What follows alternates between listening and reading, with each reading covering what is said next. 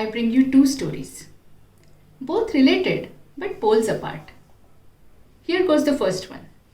Centuries ago, there was a monastery. Every day in the evening, all the monks gathered in the prayer hall for evening meditation.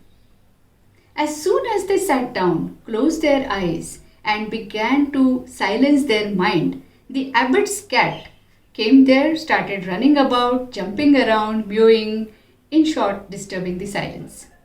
This started happening every day. One day, finally, the abbot got irritated and he said, "Hey, one of you, every day just take this cat, tie her to the gate far away from the prayer hall, and then come for the evening meditation." Sure enough, the meditations became silent and blissful. This practice continued. The abbot was old. After a couple of years, he died. But the disciples continued to tie his cat to the gate far away from the prayer hall. After a couple of years, even the cat died. Some of the monks promptly got another cat and continued with the practice of tying the cat just before the evening meditation began.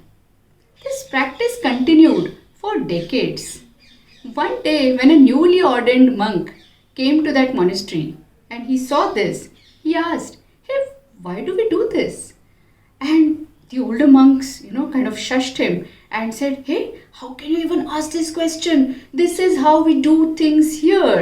Every day, just before the evening meditation, we must tie the cat to the gate far away from the prayer hall. This is the ritual." So this, my friends, is the story of the ritual cat. Here comes the second one from a tiny charming village in England. So there's this village and there is a winding road and there is a fence that's standing right in the middle of the road. One day, a young reformist kind of man comes to live in this village. On his evening stroll, he notices the fence. He notices it for 3-4 more days. And finally, one day, he just cannot hold himself back, takes his tools early in the morning, goes to the fence and starts to demolish it. And just then, an old gentleman from the village magically appears there and asks, "Oh, young man, what are you doing?" And he answers, "I am taking down this fence." "And why, pray?" "Because I don't see the relevance of this fence being here." The old man says, "Young man, right there, keep your tools down. Ask around, think about it. Fences don't grow from the ground. Fences don't fall from the skies either. People invest their money, time and energy into erecting a fence.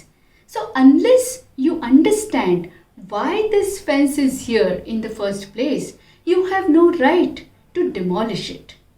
So this, my friend, was the story of the Chesterton's fence.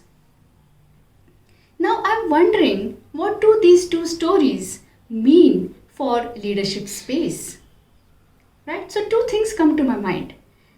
A newcomer who comes to the organization or a team, immediately starts demolishing all the age-old processes or systems and says, "Hey, why is it even here? I want this new one. This is not relevant."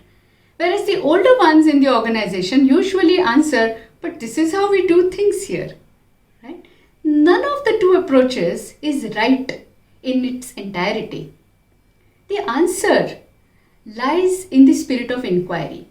So whether to continue to tie the cat to the gate far away from the prayer hall or to bring down the Chesterton's fence is a result of deep inquiry into understanding why these practices came into being in the first place itself.